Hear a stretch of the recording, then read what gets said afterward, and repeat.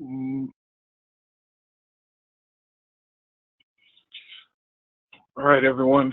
Welcome to the A plus session. We're going to discuss A plus primarily today, and the next session. The next session actually will be A plus next Tuesday, but we're just discussing A plus today because the schedule got a little thrown off. So before I even get into anything, the first thing I want to make sure everyone is aware of, because today is June 27th. Okay, which means that if you have not passed the 901 yet, I wouldn't even take it. To be honest with you, if you have passed the 901 and you're working on the 902, what that means is that you have until the end of July. It says right here to pass the 902. Okay, if you can do that before the end of July, you'll be A plus certified, and it won't matter. Okay, if you can't, if something happens and you're not able to pass this exam, your pass with the 901 expires with the exam, which means you will have to start over. Okay, so I know we've discussed this a few times, but I just want to make sure for anyone who may be listening to this recording a little later and they're not aware of this, if you pass the 901, you have about a month to knock out the 902, and if you're not able to do that, you're going to have to start over. So with that said, if you haven't passed the 901 yet, I wouldn't even take it. Just take the clock out of the equation and you don't have to worry about it. When you look at the objectives side by side, these exams the objectives are pretty identical. The core of the information is pretty identical. So studying for the 900 series is just about the same thing as studying for the 1000 series. Okay, there's a few differences, and I'll show you that before we get into today's questions. Okay, so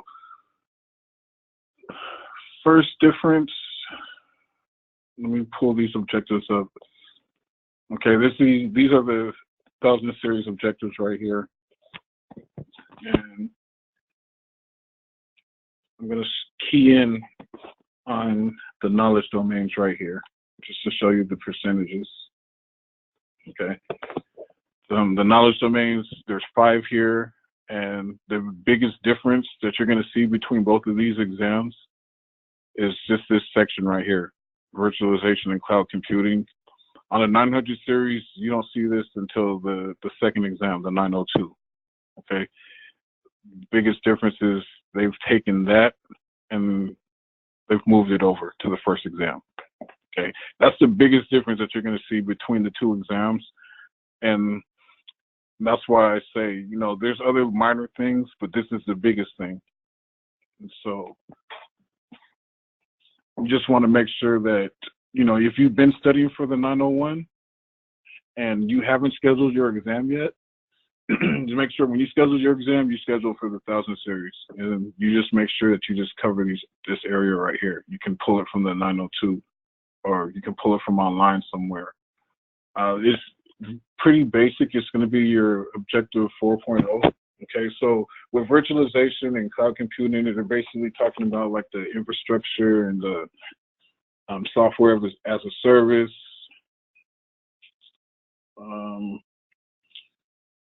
your platform as a service, right?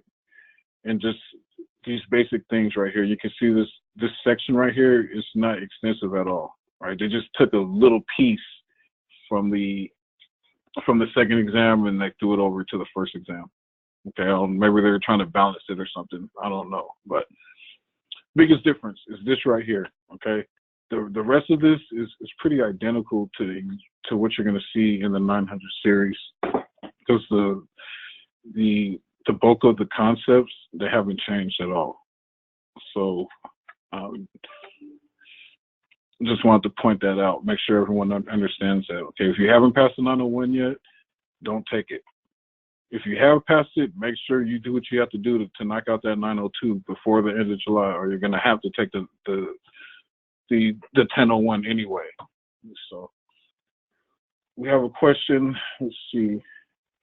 Clayton is asking, 902 is scheduled for the 15th. Okay. Time to go but should have time to retake it. Yeah, so, okay. So if you're scheduled to take the exam on the 15th, okay, let's say that the worst case scenario, you don't pass, okay? If that's your first failure, you can go in the next day if you want to, okay? But once you take that, once you fail the second time, you have to wait 14 days. Keep that in mind. If you schedule your exam for the 15th, it is possible to move it prior to 24 hours before the exam. So maybe if you find something a few days prior, maybe on the 12th or something like that. That way you give yourself some extra time just in case something goes wrong. Okay, but once you get past the second failure, you have to wait 14 days. Okay, very important to understand that.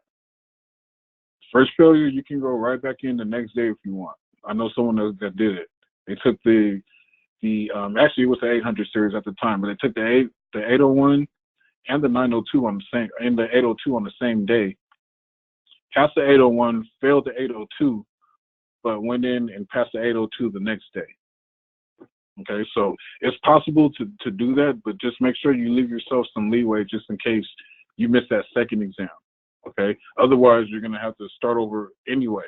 So it's better to knock that out if you can than it is to start over.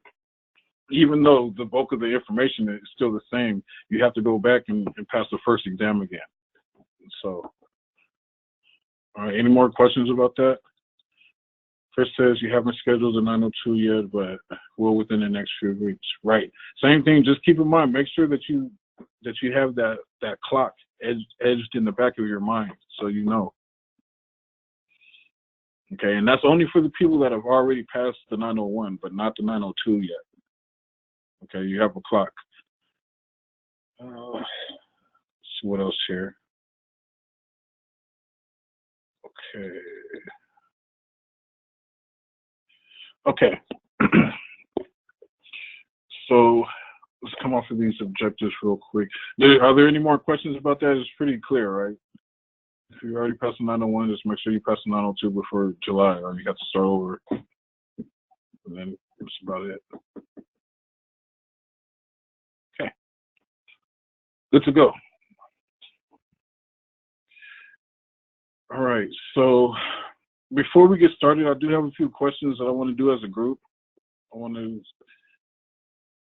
get you guys used to the format of the questions that you're going to see on this exam and give you an idea of what type of questions you may see. But I also want to make sure that I cover any questions that you may have before we get started. Sometimes the lessons can go a little long. So,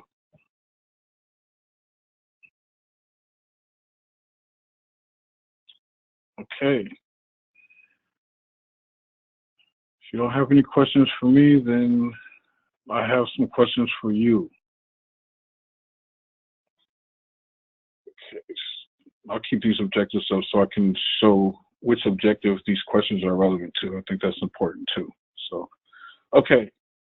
This one here, I just kind of came up with these a few minutes before the session, so just bear with me. So you're working as a hardware technician, and the customer brings you a PC after describing what the problem is. You believe that you describing what the problem is. You believe you know what the problem is. Okay. What is the next step? All right. So this is basically troubleshooting question. Background noise. Sorry about that. No worries. Check your mics, guys, because we are recording for anyone that just came in. Keep that in mind. Okay. So this question here, I'll make it a little bit bigger for everyone. Okay. So you can all, hopefully you can all see that. This is a basic troubleshooting order question. Okay. They're just saying, you're working as a technician, customer brings you a PC, describes what he's been experiencing, and you think you know what the problem is. So what's the next step? Okay, so let's see here. What do you guys have? I think we have a couple B's. Okay. Establish a plan of action to resolve the problem and implement the solution. Okay. Any others? Clinton says B. Anyone else? Chris says, Crystal says D. Okay. Good. Everyone's thinking, everyone's guessing. Chris says D. All right. So let's think about this one. So it says, basically, he brings you a PC and he describes the question to you. So that's pretty much the information gathering stage, right? You haven't started anything, right? It's just basically saying after describing what what he's been experiencing, you believe you know what the problem is, right? So you kind of already have an idea of what the problem is. So the next step is, let's see, Chris says D. All right. So wouldn't it be verify full system functionality, right? Obviously, this is going to come later once you've already fixed the problem, right? So we can get that out of there. Then we had a couple people that said B, establish a plan of action to resolve the problem, right, and implement the solution. And I can see why you guys would say that, but you have to remember we're still talking to the customer at this point, right? So we think we know what the problem is, but we haven't really verified it yet, right? That's why it probably wouldn't be B yet. C, identify the problem. That's kind of what's going on right here. The customer is giving us the information, and so we have an idea of what the problem is, right? We already know what the problem is. I didn't go into detail about it. Maybe I should have. That's what they do on the exams. But test the theory to determine cause, and then no one picked E, right? I don't think anyone. Yeah, no one picked E. So yeah, this is what you're gonna do at the end. So yeah, in this case, you think you know what the problem is. So what we want to do is we want to test the theory. We want to make sure that that's the problem. And then once we verify, okay, yeah, that is the problem, then you establish your plan of action. So a couple of you just jumped ahead just a little bit, but you have the right idea, right? And so let's go look at the troubleshooting steps. The reason I threw this question in here is because this is another one of the changes between the two exams. So prior to the 1000 series, you didn't see the troubleshooting steps until Net Plus, okay? But here, you can see you have them here, okay? So even though you did have troubleshooting on the 900 series exam, for some reason they didn't introduce the steps until networking. So it looks like they fixed that. So yeah, this is something that you want to make sure that you get down prior to taking this exam, these steps, because there's very well something that they can do and expect for them to do. In some scenarios, they'll give you a scenario where you're at the beginning and you have to identify the problem. In other scenarios, they'll put you somewhere in the middle and you have to figure out what you need to do next. So very important, make sure you get these steps down and understand what you're doing in each step so you know what to do moving forward. All right, that's 5.1 right there. Okay, let's see what else do we have here. Any questions on that? 6 steps, it's just about putting them in order and knowing what you're doing in each step. So, okay, let's try another one. Oh, here we go. Okay, this one is a little more to the point, right? So it's basically you're exchanging pictures with your friend via AirDrop. I think most of us have tried that or something like that. What technology is this an example of? So is that tethering? Is it NFC? Mobile hotspot? CAN or LAN? Notice that I threw these acronyms in here. Be prepared for them. They're going to do the same thing on the actual exam. So,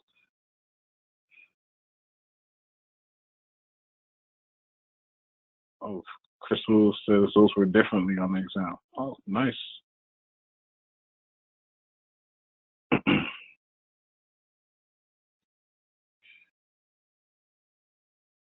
Okay, so Clinton says NFC. Okay. Tyler says the same thing.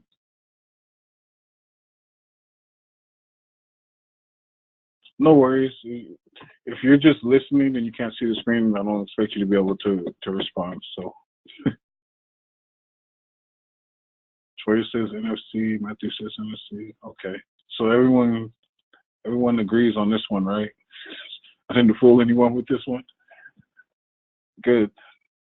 The point to this question is I did want to do something that's simple. It can also be difficult.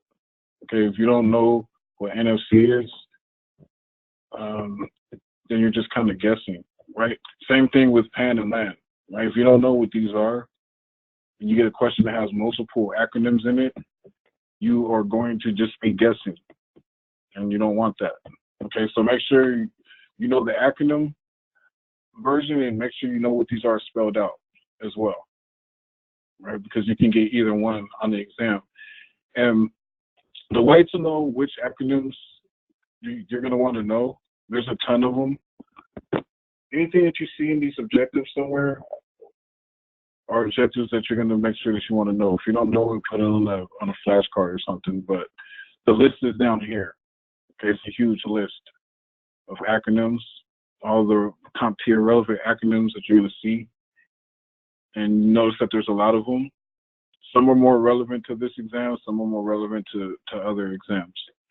So that's why I say don't try to learn all of these, just look for the ones that happen to be in the objectives of the exam that you're taking that you don't know. And that's the best way to approach the acronyms. Okay, because you're going to see them. You're going to see them on whichever exam you take. The further you go, the more you're going to see. So when you get to Security Plus, for those of you that have a Security Plus on your timeline, you're going to see nothing but acronyms. They're all over the place. There's way more there than there are here. So make sure you know them. Okay. Oops, wrong one. It's the one from the subnetting session. All right.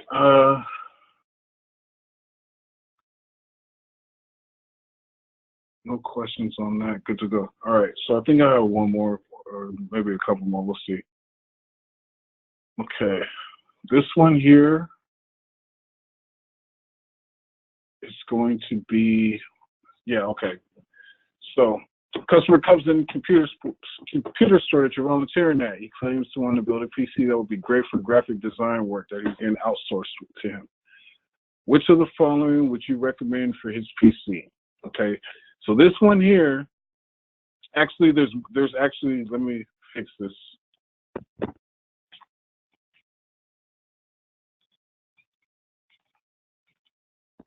There's multiple ones here. Okay, this is another type of question that you can see on the exam. And anytime you do see a question like this, they will tell you how many to pick. Okay, which is important. I like that they do that. Because sometimes it's hard to choose. So they tell you how many, kind of gives you an idea before the key in. So let's see what we got here. Okay, first thing we need to do is identify, which type of PC this is. This is definitely a question, the type of question that you can see on the exam. You can see something like this, where it's multiple choice, or you can actually see a performance-based question where they actually give you multiple PCs with components, and you have to put the right components under the right computer, just depending on the type of computer, the type of PC each one is. Okay, so expect both of those. Okay, but for this one, let's see. So we're talking about graphic design, right? And this is one of the few computers that you can see. Once we're done with this, I'll go to the objective and show you. But yeah, so we're talking about like a CAD, right? So what would we need for a CAD? We have a few. Let's see what we have here. I love it. You guys are all checking shots. Good. So A, C, and F. Okay. Chris says A, C, and F. Tyler says A, C, and F.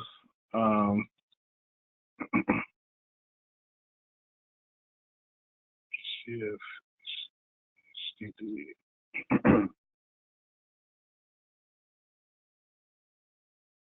GCF, AC, D, and F. Quentin says AC, D, and F. Well, it's only, you have to pick one because there's only three. And it tells you how many to pick. Let's see. Tyler City changes to AC and E.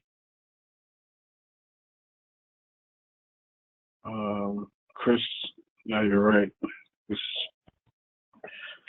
should be this. You have to know, yeah, you have to know what it is, right?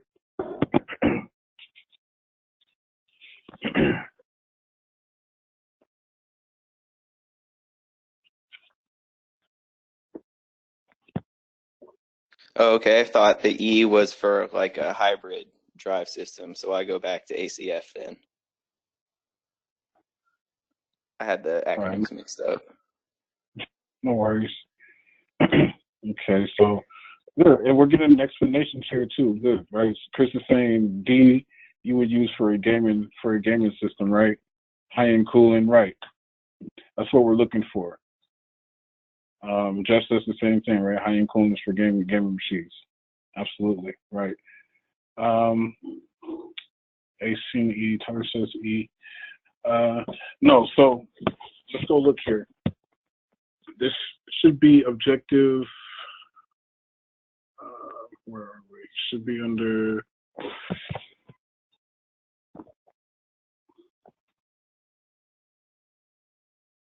Give me a second. Should be under hardware, obviously, right? So here we are, right here. Okay. So yeah, right.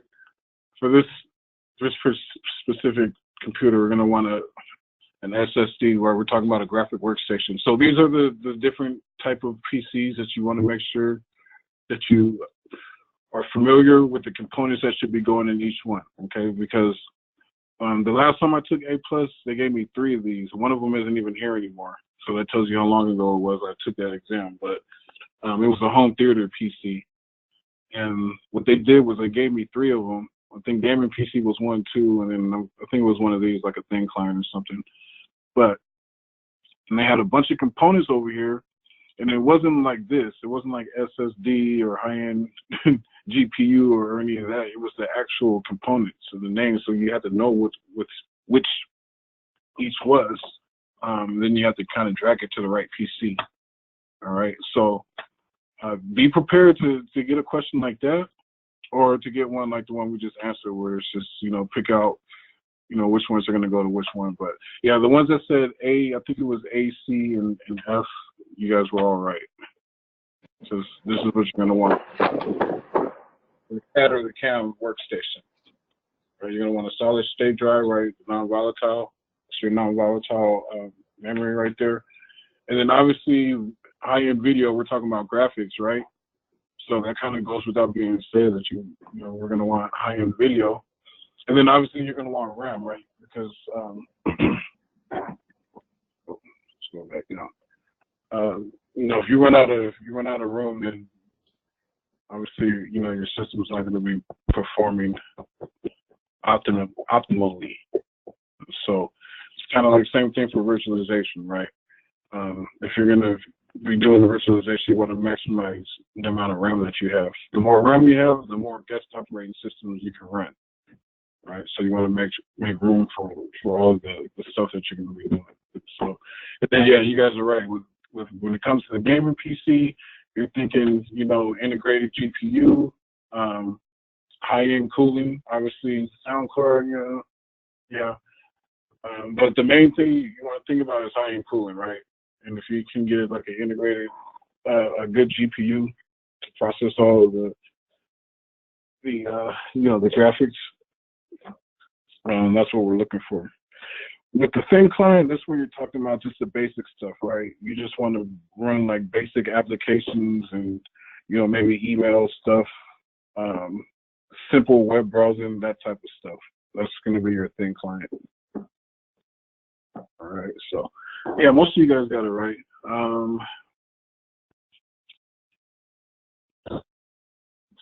Other one, I think those. Let's see. Was there another one? You may run out of time. Yeah, I think that was the last one. So, anyway, not bad. So, main thing is these are 3 different type of questions that you can all typically see on the exam. Another type would be a performance-based question, which is hard for me to do on Word. But another example of that would be like, maybe they have you set up an access point, like on a Soho or something like that. So they'll give you all the information, like the SSID and the password, the encryption that you should be using, and you just have to make sure that you're able to configure it correctly. They don't go much past that for A+. Net Plus, goes a little bit deeper into configuring and things like that, but not too much on A+. The networking is pretty simple. Just make sure that you know your IP ranges, right? Your public and your private, and your PIPA as well. What else? Your classes. I have a question. Yeah, go ahead. It's for so just as far as exam format, I know the cert master has all those different units, and then they have a practice exam at the end. Is that practice exam pretty representative of the test itself, or is it still kind of different? That's a good question. I can't say I haven't taken it. Okay. So I'm not sure. I can tell you this: I haven't seen the practice exam that asks questions the way the actual exam does, and I've taken a lot. There's just, there's certain wording, but I can also tell you this: CertMaster is a CompTIA product, right? It's done by Pearson. So if there were any practice exam that would be similar to what you'll actually see, it would probably be that. That was kind of what I was thinking and hoping, but I just wasn't sure. Yeah, I would assume that, but I wouldn't count on it. I just, and that's why one of the things that I tell everyone is try not to get wrapped around one tool too much, including CertMaster. You don't want to get to the point where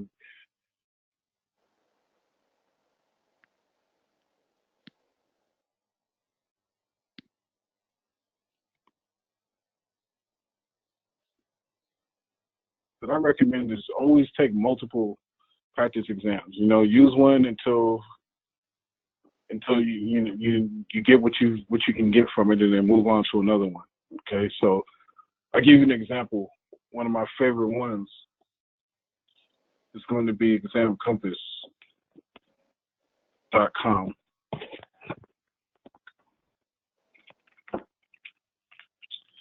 And that is because it's hard to memorize these.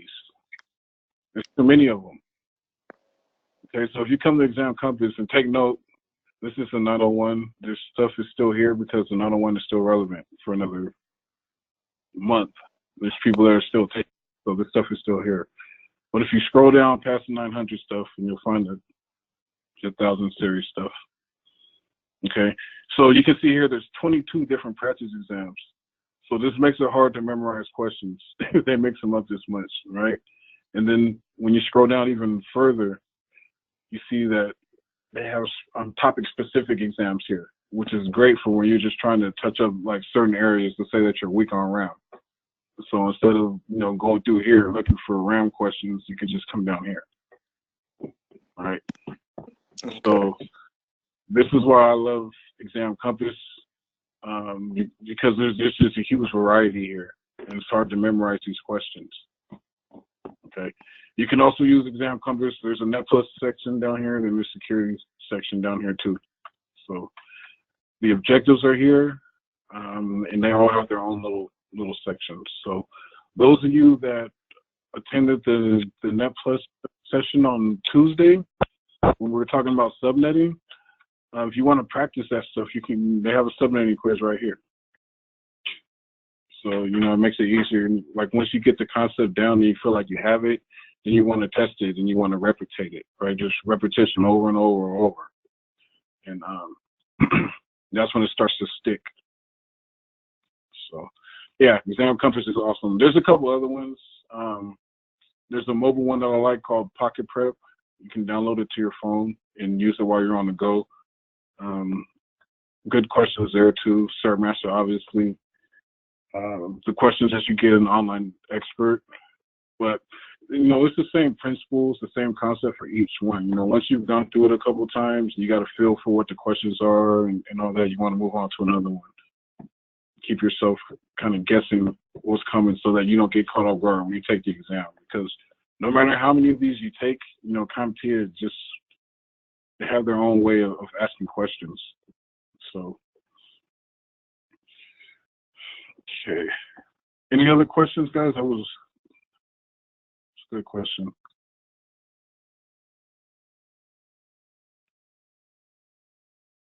Okay, so Jeff says he had to set up an access point on his test. All right.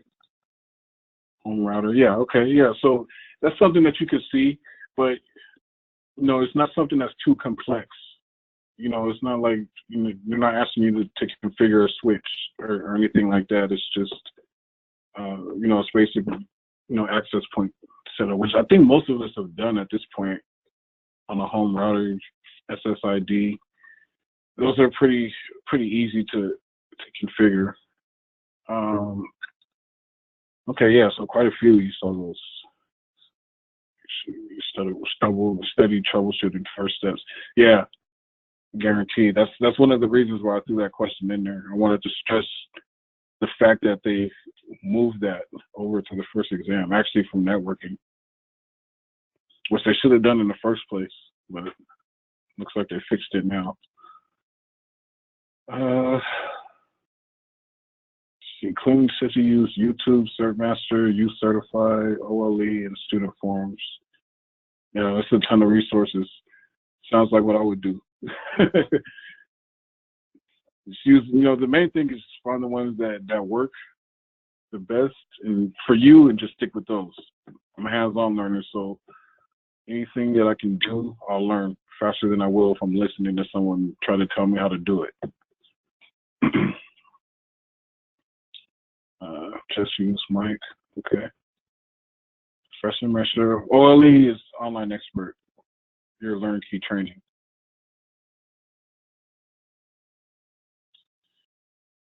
Pearson exam cram, A+ was helpful. Agreed. Yeah, I use that. I use that book as well. I particularly like the software in the back. So the testing engine, which was a nice change of pace from Online Expert and any other. It's basically another testing engine like this, but it worked really well for me. Okay. All right. Any other questions, guys? We still have 20 minutes, so.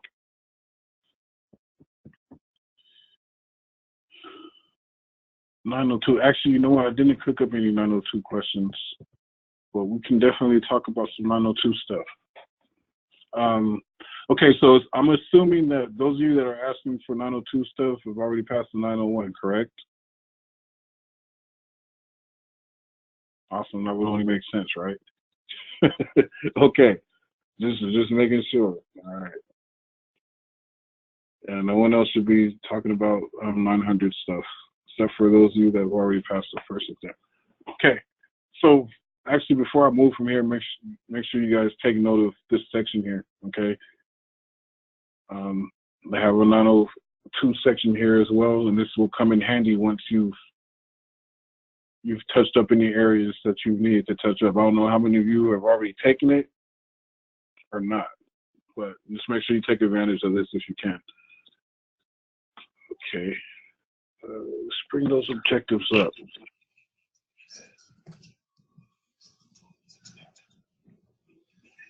902. I haven't been talking about these exams, but did Jason by chance cover any 902 stuff? If anyone was here for his session last week.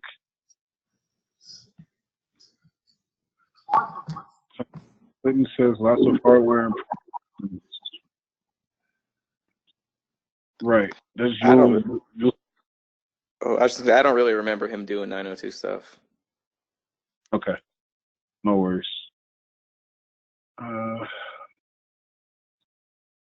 Any cool pointers for the 901 portion? Yeah. Don't take it. If you haven't taken the 901 yet, unless you've already scheduled it and you're stuck, I wouldn't take the 901. For the reasons that I mentioned before. If you weren't here, basically the 900 series is about to expire, and if you get caught in the middle, which means is you pass the 901, but you're not able to pass the 902 before the end of July, and you have to start over. So if you haven't passed the 901 yet, I want to take it. Studying for the 901 is pretty much the same thing as studying for the 1001. The main difference is the virtualization, which got moved over from this exam here. See, in the 900 series, cloud computing and virtualization was over here. You're going to see it. I forgot where it is. It's in here somewhere, though. But they moved it over. But if that's my advice for the 901. If you scheduled it already, you have to take it. Then you have to take it. That's what it is. Hardware, like Clayton said, hardware and networking and troubleshooting. And hardware, networking, and hardware troubleshooting. Those are the areas that you want to key in on for the 901 if you're going to be taking that. And it is doable. After I passed my first A+ exam, I passed the next one a couple weeks later. So, those of you that are working on the 902, it's doable. Just make sure that you do your homework and you don't have to take it multiple times, and you'll be fine. So my advice for the 902 is to key in on operating systems. And the way that I know that is because I just come to the knowledge domains. That's it, right? Windows operating systems is the biggest domain. You have 30% of the exam is going to cover that. 12% is going to cover, this is like your Linux and your Mac stuff, right? But it's all basic, and you won't see many questions on that, right? Other section is going to be your software troubleshooting, right? And so you have to get comfortable with your, like your command line stuff, right? Why are you going to use SFC? Why are you going to use this part? Or trace route? Why are you going to use ping? Right? Why are you going to use ARP? That type of stuff. So that's the next thing. So when you're talking about operating systems, this is probably the biggest part right here. It's these ones right here. The biggest difference between the 902 and the 1002 is going to be this right here. Vista is covered on the 902. Vista's out of there. It gets replaced with Windows 10. These three remain. So you're still going to see Windows 7, Windows 8, Windows 8.1, and then you're going to see Windows 10, and Vista will be gone. Okay, so that's your biggest difference there. But really, this is just about your features. So, right, the difference you can see right here says compare and contrast. So your features, requirements, right, your specs, specifications, however you want to say it, of the different operating systems. So just do your homework on each of these. The best way to prepare for this exam is to get versions of all of these operating systems and play around with them. So if you have enough RAM, which is at least 8 gigs, then you can use something like VMware, right? VirtualBox, those are the two most popular to download some virtual machines, right? So I'll show you a version of Linux right now. Let me see if I have enough, because I've been running kind of hot lately. I don't think I have enough room. I may, for some reason, my memory is high. My memory usage is real high. But let me see if I can pull up Linux. VMware, where are we? Okay.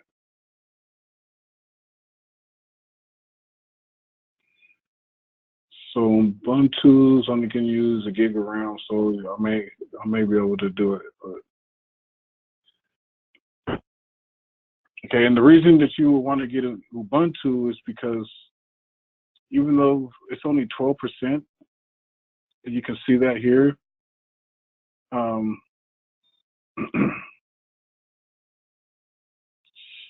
There is some stuff there that you want to make sure that you cover.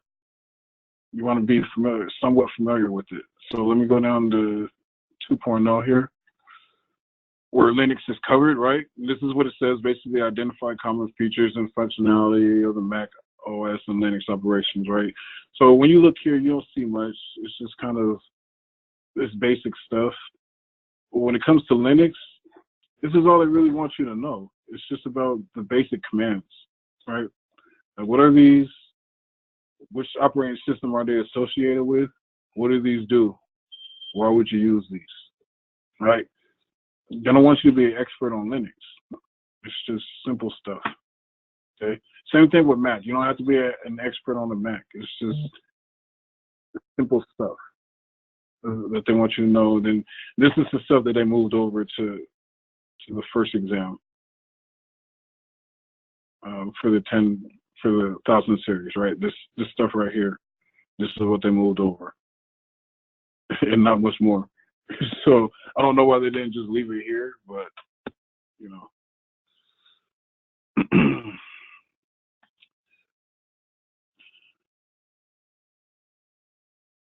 Okay. So another thing that I want to kind of stress, so I think a lot of people overlook this. So these A+ exams, you get your introduction to the exams that you're going to be seeing later. Okay, so when you look at this, obviously this is the 1001.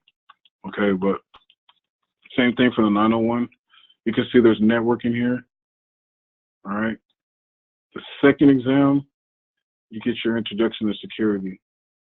So for this exam, it's basic security, just like the networking on the first exam is basic. It doesn't go into detail. You don't have to decrypt stuff or anything like that. It's about basic security concepts and being able to identify what this stuff is. Okay, so don't freak out.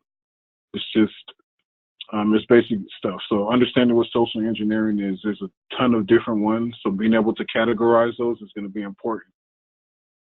Okay. Knowing the difference between viruses and worms, Trojans, rootkits, all of this stuff here. Make sure you know it. Okay. When they ask you the questions, they're going to be simple.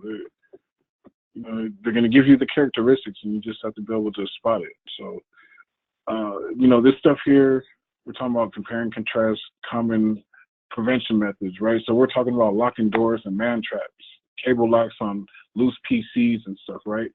So it's not about, PKI infrastructure or, Kerberos, AES versus TKIP, right? All that stuff you're going to see later when you get to Security Plus. Right now, it's just kind of understanding how you use hardened areas simply first before it gets complex. All right, so that's the other thing that you want to look out for on this exam is security, because even though it's basic, you're going to see quite a few questions on it. When you look at the percentages you see, right, it's going to be your next highest percentage. So, actually, it's going to be a little lower than software troubleshooting. This is going to be your next highest percentage. Okay, and this right here, it just requires you to get comfortable with, the tools that you have available to you. Why are you going to use defrag? How do you find defrag, right? msconfig, which is another one, right? Why are we going to use msconfig? What's the purpose of it? What else? The command line, like I was saying before, right? So all of your all this stuff right here, like, your check disk and your SFC, right? Your disk part, robocopy, shutdown, task list, right? What would you use all of these for? And the best way to get comfortable with this stuff is to play around with it, right? Just open up your command line, CMD, run as an administrator, and just start typing stuff in here, getting used to the output, so you know why you would do something, right? Put /all. What is all this information? What am I looking for when I come here? Right, this is the type of stuff that you need to know for the second exam. Why am I going to run an ARP command, right? Run the ARP, right? Why run an ARP? Why run a ping, right? Why ping the gateway?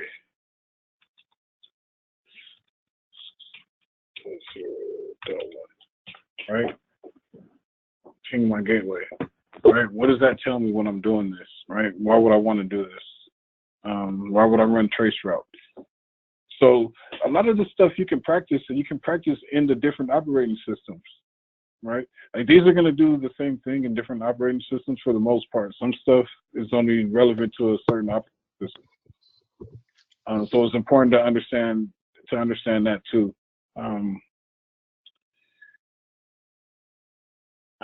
Administrative tools. Yeah, this is basically what this exam boils down to. Is the first exam is more hardware based. This exam, it focuses more on software troubleshooting and specifications, and how to troubleshoot when your system's not working right when it's not the hardware. How do you troubleshoot the software? That's what this exam is more about. So my advice would just be, key in on the stuff with the high percentages first. Start with the operating systems and then just work your way from there. Okay, I mean, and don't let the fact that this is only 13% stop you from keying in on these areas too. Just make sure that you have the bulk of this stuff first before you move on. And always keep track of what you're picking up as you're going through training or whatever. What I like to do is, let's say that I was using CertMaster for this right here. So what I would like to do is just go through this portion right here, just 1.1. Don't go through anything else. Just go through whatever training or whatever I'm using to learn this stuff. Go through that. Once you get through it, test yourself. Go to CertMaster and just do 1.1. Don't go past it. Just do 1.1. Find out what you picked up on. Find out what you didn't. Mark it off, and then move on to 1.2. Do the same thing. Just do this stuff right here. Before you move on to here, test yourself on what you picked up here and what you didn't. And then by the time you get all the way to the bottom, and you come back, you already know what you understand and what you need to go back to. It makes it easier and simpler to just key in on those areas. So that's what I would recommend for all of the exams, not just this one, but that's my approach when I'm studying. I'm studying for an exam right now. That's what I do. I print out these objectives and I go through the entire objective list and I pick out what I already know. I'll just pull it to the side, or I just mark it off. Like, I know this, right? I know this, and I know this, and I know this. Maybe I need to recap partitioning, right? Maybe this is the area that I need to recap, so I'll leave this blank. But all this other stuff I get, so I just mark it off and then just keep moving. And then when I get back to this section, I know, okay, all this stuff I'm good on, but let's see about partitioning. Okay, it's the best approach to make sure you don't get caught off guard, because everything that's in these objectives is what counts towards your grade. If you get a question on anything outside of these objectives, it may throw you off, but it doesn't count towards your grade. So don't let it, don't waste too much time on it. Just take your best guess and keep moving. But okay. So yeah, that is about it. I don't really have any more on A+, unless you guys have any more questions or concerns. The objective should always be your guide. So, okay. So we'll be talking A plus again next week. I just wanted to make sure I did an A plus session this week because it's been since last Tuesday since it was an A plus session. So next week we'll have a session for each exam, and those sessions will be recorded. So if you guys have any questions, for those of you that are listening to this on after the recording, if there is a session that you want to attend and that you can't, send me an email and let me know what concepts you want me to go over. If you have questions, the more detail you get, the better. And I'll try to address that during the session, and then you can just watch it whenever you have time. So that's the best way to do that if you can't attend. All right. Other than that, this is a fantastic session. You guys did a good job on the questions, and can't wait till next one. Thanks for attending, everyone. Talk to you next time.